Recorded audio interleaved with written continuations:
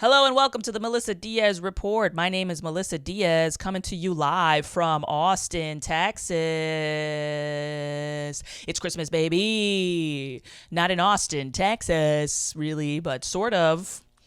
Austin, Texas needs to stop trying to be Vermont Christmas and start being Texas Christmas. They got to do it because this is depressing at this point. I can't sit around and watch these people try to make you feel like there's winter pine trees around and they're just building it with all of these different materials and trying anything from just plastic pine needles to just really abstract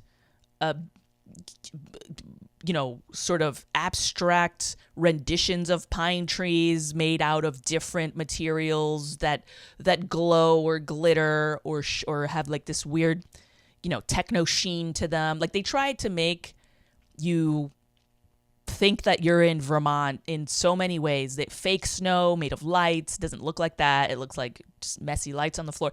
They have a plethora of inflatable Christmas lawn ornaments that look so trashy. It literally looks like trash because they can't afford to keep them inflated all day and night because it's a lot of electricity to do that.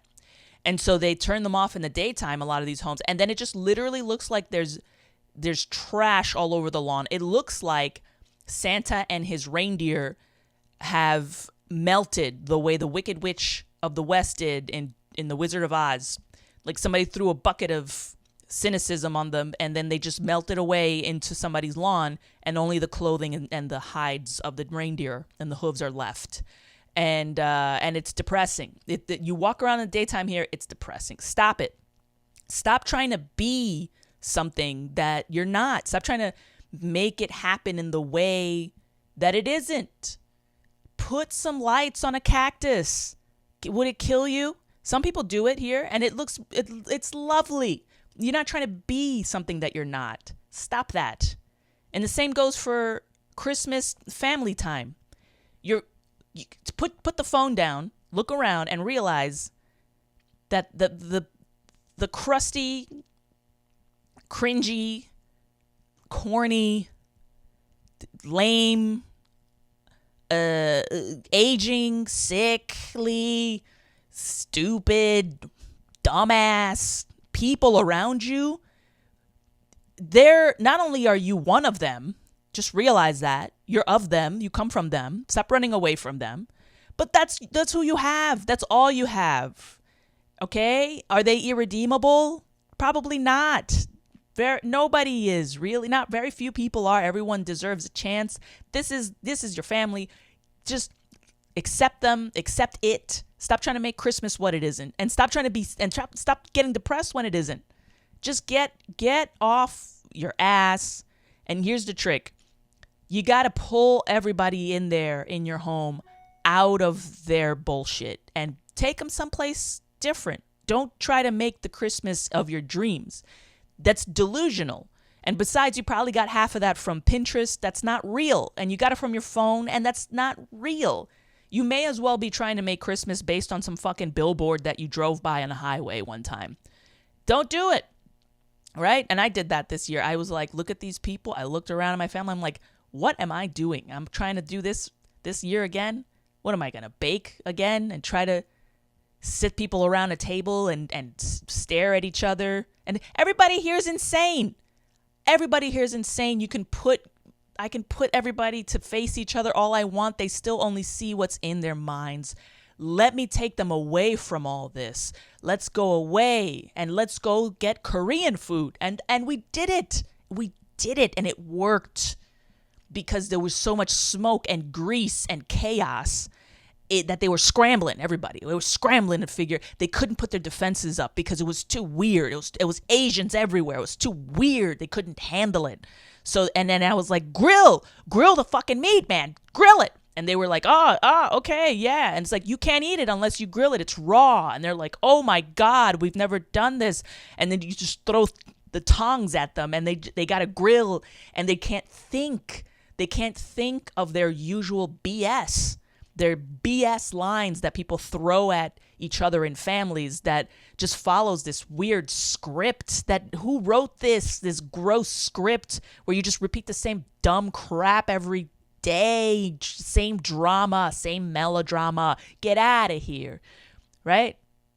And it worked. It worked for a moment. I saw it for a moment. Everybody was just themselves. For one moment, it was beautiful, and it was great. And there was like a few genuine interactions. It was great. It was great. It was great. The liquor cabinet wasn't around, right? The TV there was no TV. There was nothing. You couldn't even look at each other for drama. You had to focus on grilling. You don't want to burn your dinner. It was great. Great, I tell you. Put your phones away. Your phones will tell you everything you want to hear, but nothing that you need to hear. I was watching this lady in the morning. This morning I went to this coffee shop I go to every day, and this lady was showing her 2-year-old Lilo and Stitch just so she could keep the kids still enough so she could finish her breakfast, which, I get that. Power to her as that person with a toddler who's starting to try to climb up my chest and down my back to get to places behind me that I don't want her to get to because she'll fall down many feet off a stool. I get that you want some peace and that you're alone sometimes, and then the screen is so tempting, and then so you put it on and it's like, what's the harm? But I'm just watching Lilo and Stitch through this little girl's eyes, and I'm realizing that she's just living her 2-year-old life vicariously through a Disney character of an alien that's pretending to be a little girl, and a little girl that's a character who's pretending to also be a little girl. But these aren't real. These are little chimeras put forth to just dance on a screen that mimics the cinema, basically, that every human brain is trained to pacify itself with, right? The LED screen makes all of the rest of the environment seem dark. By comparison, it blacks everything out, just like velvet curtains in the movie theater. You watch this screen that's brighter and more vivid and vibrant than anything around you. This is cinema. And the thing is, instead of movies, you're just looking at ads. Everything in Disney is an ad for itself, for Disney. And that's kind of it. So this kid, it should be doing everything that's happening in that movie. She should be getting pulled off a stove before she burns herself. She should be bumping into walls. She should be giggling with another little kid or alone. She should be getting tickled. But instead, she is just pacified and staring. And the thing is, I don't know what this family's situation is, but the ratio of screen staring to living, if it's skewed the wrong way, you're basically living your whole life vicariously through images on a screen, and your body's just atrophying. I mean, you're not going to have this body for long. Live it, man. Live it. Live this body. Like push it to the limit. Do the things. Let things touch you. Have the kid. Let the body change. Move it or lose it. Basically, that's like when you play video games. It's the same thing. It pulls you in. The next thing you know, you started at noon. You take your fucking VR headset off, and now you're in this black room, and you're alone, and nobody loves you. And it's 30 years later, and this is your life. And that's the danger of that thing. That thing is like it's a drug. It's meant to be. It's the world's first digital drug. And for that reason, I'm not gonna do my baby like that. She's not going to be an iPad baby because she needs to live. I want her to live in this stupid world where soon you'll probably be nailed to a screen. They'll probably screw the screen into your skull so that you can't even get away with it, with not watching it. I want this kid to be able to have some years of her life where she feels the connection between her mind and body, because then what starts to happen is there's this chasm starts to develop between your virtual experience and your real experience. And you have like diverging narratives. And then if you spend more time on the screen, you could be a hero in the screen and then a loser in life because you spent too much time on the screen. And then what's going to happen, right? When you can't afford to keep the lights on, you can't afford that screen. And then all you have is the memory of being somebody somewhere that never existed. Whereas in real life, you just let it all go. And now you're, I don't know, just sitting in a dark room. I mean, I can't do that. That's depressing. Anyway, too depressing. What are we going to talk about today, guys? All right, we're going to cover some topics quickly. We have the year's biggest business story is the rise of artificial intelligence. The race by companies all around the world to catch up with new technology has led to concerning developments. I guess that's apropos of what I was talking about. Followed by Iranian President declaring full-scale war with the United States, Israel, and Europe, followed by a story about dining rooms, which are disappearing from new home designs. And then we'll end with our main story, which is how much the Dave Chappelle comedy special kind of sucked. And that's our episode. That's what we're going to be talking about. You ready? Let's do this. So, according to a number of articles that you've probably seen throughout the year, the biggest business story of 2025, hands down, has to have been artificial intelligence. It's been the thing that's been causing the most existential dread, with American citizens, people around the world. It's been the cause of a lot of new kinds of crime that we never even had before, a lot of threats to people's well-being and their psychological well-being, and a lot of threat to people's employment, a threat to artists. What hasn't it threatened at this point? And Bloomberg News specifically on social media seems to be hell-bent on, and other, ancillary Instagram accounts seem to be hell-bent on scaring the pants off of everybody into believing that they should be scared, that this should be dread, and that they should be terrified. Now, here's the thing. I don't even know if they actually believe that. I doubt it. I think these are just more tactics to keep you on your phone, to keep you enthralled, because the fear, the existential dread is a great way to make you doom scroll. That's why that term exists, doom scrolling. And people act like doom scrolling is just some weird psychological glitch. But I think in reality, at this point, a lot of these accounts are purposefully trying to trigger this dread so that you doom scroll. That's all. I think that's what's going. Doom scrolling and rabbit holes. That's what they want here.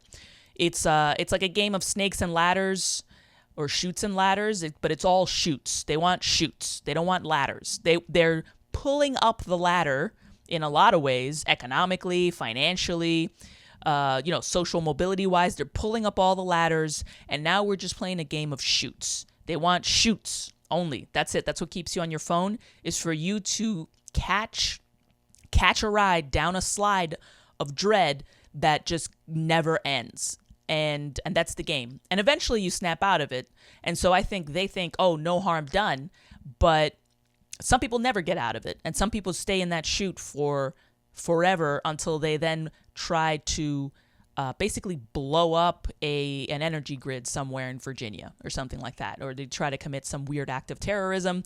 Or they try to shoot Trump in the face. And it's all related to, I think we'll find that it all kind of goes back to this existential dread that's being manipulated constantly in people.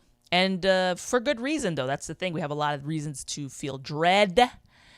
But artificial intelligence promises to probably worsen that.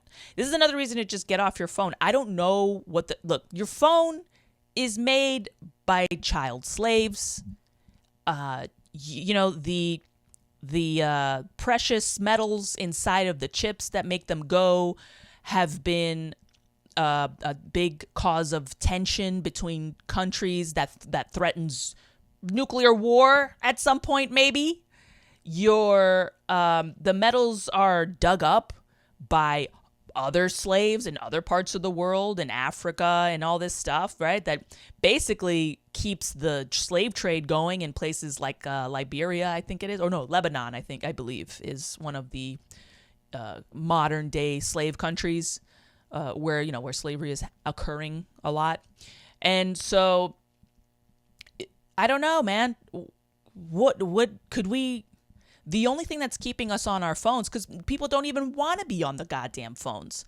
The only thing that's keeping us on our phones, really, truly, is our jobs. Your job is forcing you to be on your phone because it's so convenient for them to use as a method of control over their employees and surveillance that they love it. Jobs and everything now is just business to business. That's like the main economy is just people selling solutions to businesses, selling solutions to other businesses. That's really why. And that's why it feels like you've been abandoned. And that's why it feels like, what are they even doing for anybody anymore? It's because the financial incentive is not there to give a shit about you because you're the product now, which we also already know. And they're the customers. And so since you're the product, nobody, you know what I mean? Nobody's going to check in with you about what you want. Nobody goes to the farm and goes, hey, cow, what's up? We're thinking about, I don't know, what do you think you go in this dark shed with your friends and help us get some burgers made, right? Nobody's doing that. Also, you can't because cows wouldn't understand you. They would just chew cud and look at you as you said it.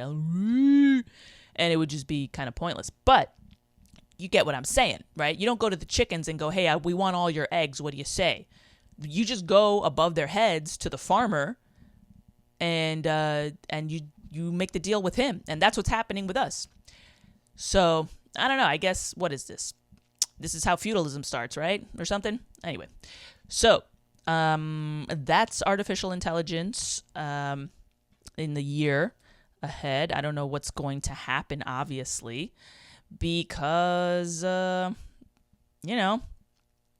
knows? This could go either way. It kind of depends on whether we wake up and decide to take some action. And the problem is that it's going to have to be a rich person, I think, because lower income people are, I think they kind of catch wind of the effery, the fuckery, if you will, ahead of time because they're the ones that get screwed earliest and hardest in everything. But at the same time, they have the most interpersonal and personal issues and demons to fight in their struggle to improve themselves and their lives constantly. There's too much pulling them down, including, business to business financial incentives to make them viable saviors for anybody. So it's going to have to be a rich person who just decides that we're going in the bad direction instead of the good one and make some effort to, I don't know, maybe they'll just kidnap the other rich people. Maybe we'll get like a rich guy, like a rich Dexter guy who he's a rich guy who just liquefies the assets and does hostile takeovers of other people's companies and just destroys them completely and releases Epstein files related to whatever rich person they want out of the way and ruins them completely financially and gets them canceled socially so that they can never be rich again and maybe just commit suicide in some prison somewhere in Manhattan. And so if we get that guy to clear the way for us to use AI more responsibly through ruining the other rich people that are involved with its development, maybe we'll get something done. Yay! I think I solved it. Well, I think I just presented the only way to solve it, actually.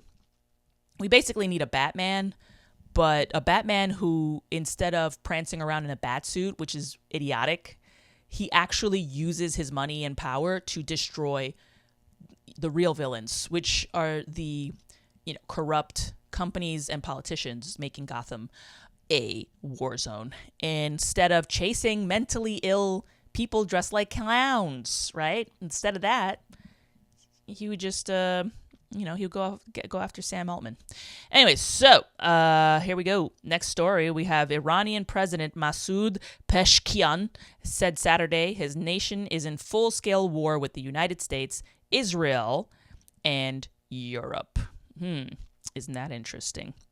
So let us go to our first story here. We're going to do a little media view. Open this biatch. Yes. So Iran's president says country is in quote unquote full-scale war with U.S., Israel, Europe. That's wonderful. He said this on Saturday. So that was 2-3 days after Christmas. This guy has no Christmas spirit. I don't know where maybe this is him making his New Year's resolution. Did anybody consider that maybe this is just Iran's New Year's resolution? And also, didn't he already declare war sort of covertly against all of the United States, Israel, and Europe? I mean, hello. I don't know that this is news. I think this is news just because it's interesting that you'll hear things like this nowadays, and it's just kind of get in line, buddy, because there's so many countries that we're being told to be terrified of that Iran's kind of like where North Korea is, right? It's concerning, but they're also what are you gonna do exactly? I'm not sure. I guess long term, Iran is the most concerning because they like to do terrorist attacks and stuff like that. And North Korea. North Korea just sits there and rattles sabers at the West, but the sabers are made of some ad hoc combination of aluminum foil and noodles and rice, and it's just they fashion a spear and they say, we're gonna get you, and you're just looking at them did you make that weapon with shit from your kitchen cabinet? Did you make that from the pan? Did you make that nuclear submarine from items that you found in your pantry, North Korea? And he's like, what are you talking about? This is totally a nuclear warhead. And you're like, okay, are you altering the conception of scale from the camera that you're filming this on to make it look like it's big when it's really 3 inches tall? Is this a fake nuclear warhead? And it's like, no, this is totally real. Look, I'm going to shoot it off the coast. And then it's like, oh, okay. And then it just sinks into the water, and you're like, what? Did you just throw a bus? Did you just throw a bus into the ocean and pretend it was a missile, North Korea? And so North Korea, I don't know. The only people that are really scared of them is South Korea. And I think the U.S. just sold a shit ton of laser technology to South Korea last year. So I don't know what's going to happen. But really, Iran is the one, because there's a lot of irate and disgruntled extremists that are kind of just wandering around the earth, and they can do that, commit terrorist acts. So anyway, I just wanted to let you know, an FYI, that Iran's New Year's resolution this year for 2026 coming up is full scale war with the U.S., Israel, and Europe. There you go. They don't want our country to remain stable, said the president of Iran in an interview published on the website of Iran's supreme leader, Ayatollah Ali Khamenei, according to the Associated Press. Yeah, of course they don't want your country to remain stable, because you're one of their main obstacles to selling arms, making money, and getting good deals on your oil exports, Iran. You know what the deal is. Come on.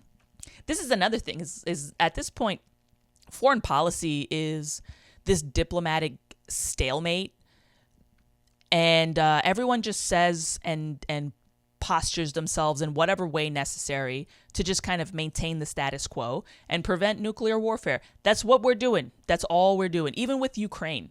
Ukraine is just being used as a wrench that you just throw in the clockwork of Russia's, aspirations to defend itself and expand, maybe, and whatever else Russia's goals are, and to remain a hegemon in the region. Which, how could they not be a hegemon in that region? They're enormous. It's gigantic. It's too much of it. So I don't know. I mean, what do they want? Estonia as the hegemon of that region? It's not going to happen. They just want to do saunas in peace. So yeah, duh. Yes, they want you unstable. Yeah. Yeah, and this is a result after a U.S. and Israel-led attack on Iran's nuclear facilities in June. Yeah, this is what happened, okay? They are besieging us from every aspect. They are putting us in difficulty and constraint, creating problems in terms of livelihood, culturally, politically, and security-wise, while raising society's expectations. That last one's very interesting. So raising society's expectations is it's a war tactic. That's interesting. Well, I mean, your baseline for society should be at a level where it's not that easy to raise their expectations even after repeatedly sanctioning and bombing your country. You know what I mean? So that's kind of on you, President of Iran. But everything else, yeah, totally. I mean, did he just get this directly from a document in D.C.? Because I bet this is exactly what some cabinet member did in bullet points on some PowerPoint presentation at some point. It's like, yeah, we have to besiege them from every aspect, put them in difficulty and constraint, and create problems in terms of livelihood, culturally, politically, and security-wise. Yeah. And then we should also eat corn dogs in front of them to raise society's expectations of delicious food or something. On one side, they block our sales, our exchanges, our trade, and on the other side, expectations in society have risen. Consequently, we must all help with all our might to fix the country. Damn. Look at this. Approximately 1,100 Iranians, including senior military commanders and nuclear scientists, were killed by U.S. and Israeli strikes in June. Damn, 1,100 amid a 12-day air war. Well, I don't know. Work on those corn dogs, Iran. I don't know what you're saying. So there you go. Iran's New Year's resolution is that, and so. Be aware, because they're upset. They're very upset. I think the only country that really gained a lot this year was Saudi Arabia, because they got all our comedians, and they also, by the way, they had a comedy festival with American comedians and comedians from all over the West, and there was nothing about raising society's expectations. And I don't know what the difference is between, the main difference is just that Saudi Arabia is an ally of the United States. So, I don't know about raising society's expectations. I mean, women were allowed to drive there starting like a year or two ago. So, I don't know. But they're also trying to modernize because, they want to, I think Saudi Arabia is getting hip. They're like, we can't just do oil forever because we're going to discover fusion soon. So nuclear fission or whatever. So yeah, Iran needs to be more like Saudi Arabia, I guess. You're both killing infidels and all that shit. So I don't know what to tell you, Iran, but good luck with that. Good luck with your New Year's resolution. Anyway, in other news, you could say the goodbye to the dining room because it's disappearing from home design. Yes, it's the end of the dining room in America. It's supposedly a cost-cutting strategy, I guess, for home building. I get that. I mean, if the dining room has to disappear for us to be able to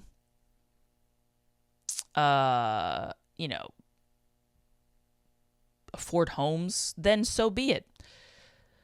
People used to just have their dining rooms in their kitchens. Although, I don't know, I guess if you eliminate the dining room entirely, are we going to have our kitchens going to be the same? Is there going to be space for a dining room? Just put the table in the fucking kitchen. Just do it. This is where we're at right now. We're just at this place where we don't have the luxury of having dining rooms anymore. That's just the way it's going to be. You know what I'm saying? You know what I'm saying? Hmm? Hmm? Hmm? Uh-oh. Uh-oh. Here we go. All right. This is why it matters. What was once a nice-to-have feature is now getting cut as builders and buyers look to save money. Nearly 80% of designers working on new home communities said dining rooms became less important over the past year. This is according to a research shared with Axios. Formal dining rooms have almost been eliminated from our design vocabulary, says Kelly of Stanley Martin Homes in the report by John Burns Research and Consulting and Pro Builder magazine. They're being replaced with flex rooms that serve multiple roles, like an office or bedroom. See, and this is another example, I think, really, of the redesign that's happening as people spend less and less time just with each other and more time just trying to be an influencer, doing an OnlyFans, right? So now you have to have a room where you can go from here we're eating together to, hey, get the hell out because I'm gonna live stream to YouTube in 30 minutes. Mom, get out of here. Dad, get out of here. Loved ones, okay? I have to try to find love online, right? 2, hey, are you done live streaming to YouTube? Because it's time for me to do my OnlyFans and I need to set the room up with enough stuffed llamas to have sex on. So, and also strangers are coming soon. So get out of the house. I got to do my OnlyFans. I got to. This is how I'm going to pay for college. Are we going to be going to college anymore? I don't know. Probably not. But anyway, this is flex rooms is what a spin. What a spin term. You just change it to flex rooms to make people feel good about it. It's like, no, we're not taking anything away from you. We're giving you the opportunity to look at a space and use your imagination. Huh? We're not taking a room. We're giving you your mind, your dreams. We're giving you your dreams to do many, many things in less room. Don't you understand the difference? The difference is we're taking away physical space, but we're giving you the opportunity to build inner space. Don't you see, you stupid idiot? Pay your mortgage on time or you're going to lose it all anyway. Stop worrying about it. And that's it. That's what we're going to do, huh?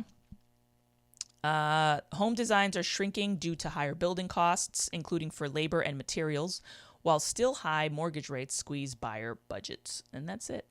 Designers are trying to figure out how to fit the same amount of function into a smaller footprint.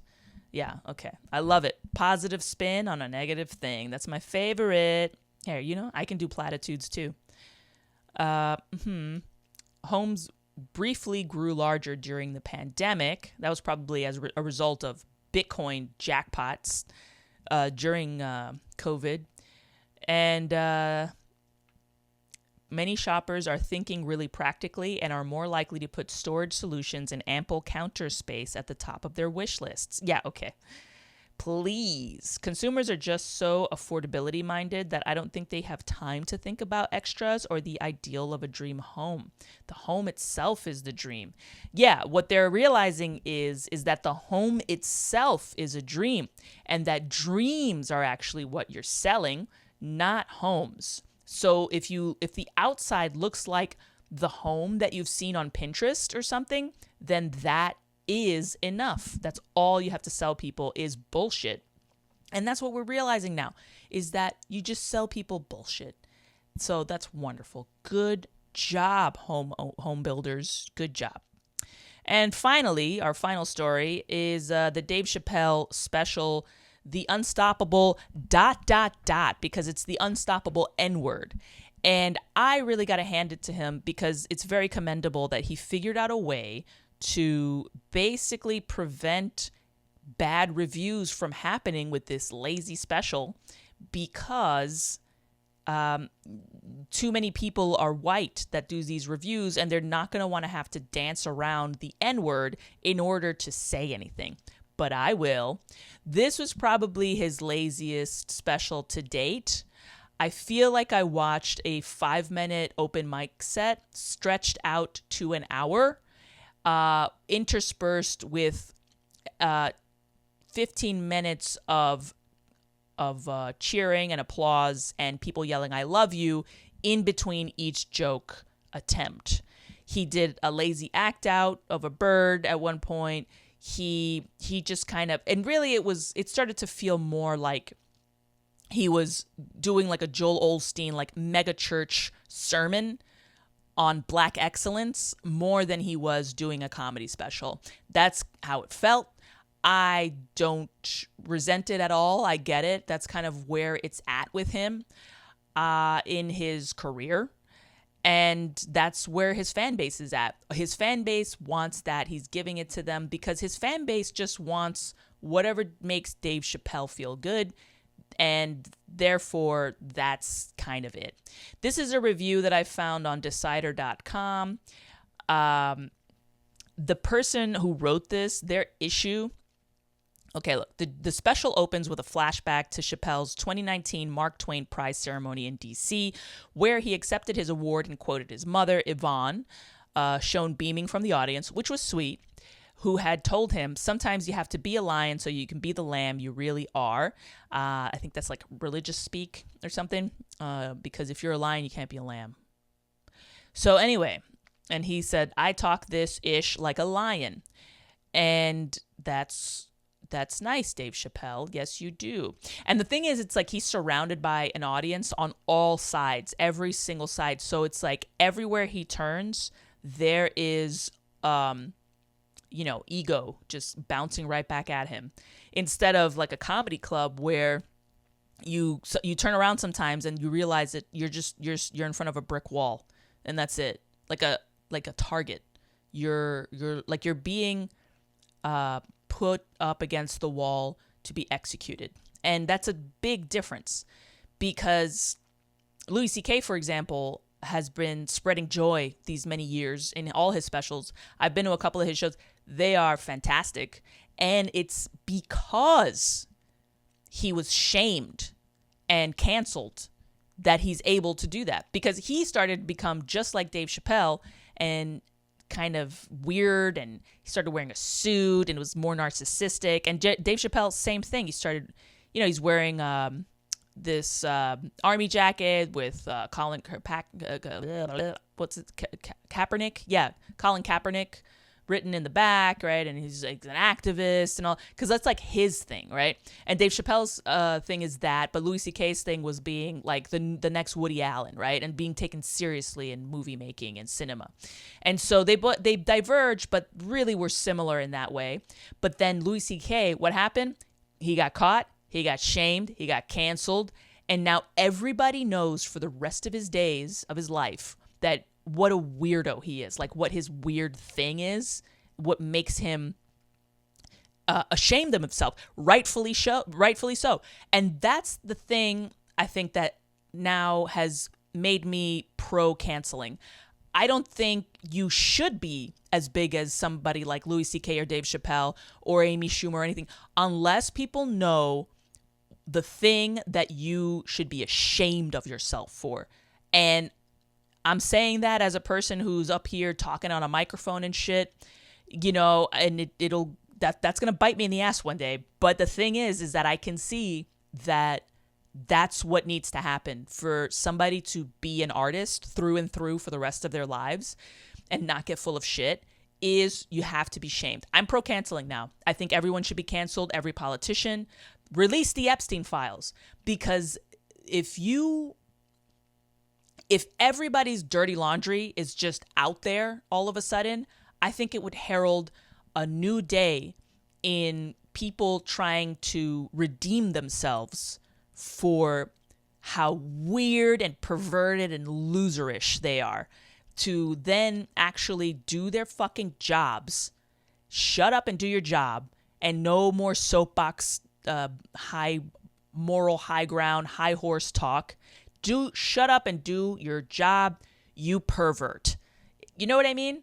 That nobody could be too big for their britches anymore. It would just be too weird. It would be like, shut up, I know you like to jerk off in front of llamas. You're a weirdo. You're weird, okay? I know you had sex with a donkey one time. You're a weirdo. You're a pervert. I know that. So shut up and do your job, you fucking weirdo. And that's how it would be. I am pro cancellation now for public figures. I think it should happen. If you do it with a private person, that's bad because it's doxing. They didn't ask for that. They're not in the spotlight. But if you're asking for it, people need to know because it's the only thing that's going to check you. In fact, you should put it out there yourself. You should put your dirty laundry out there as soon as possible so that it's always there to check you. So that whenever you start getting too big and you're like, well, I think the Middle East, I have the solution to the Middle East, then somebody can go, hey, you, okay? You like sticking your toes into cats' mouths while you jerk off. You're a weirdo. You're weird. Shut up. Nobody cares about your opinion on the Middle East. You weirdo. Before it used to be like, oh, you're a comedian. And that's because you should be ashamed of just being a comedian. But now comedians are a great, wonderful thing everyone aspires to. So you need to be shamed in some other way.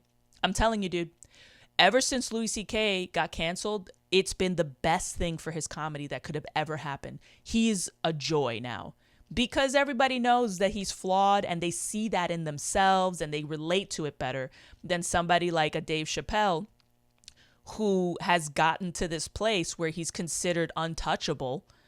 Forget unstoppable. He's just untouchable, right? He's like a religious icon almost with the Church of Black Excellence, so that nobody can say anything to him, and it's because nobody knows what his thing is. So I think I'm pro canceling is what I'm saying.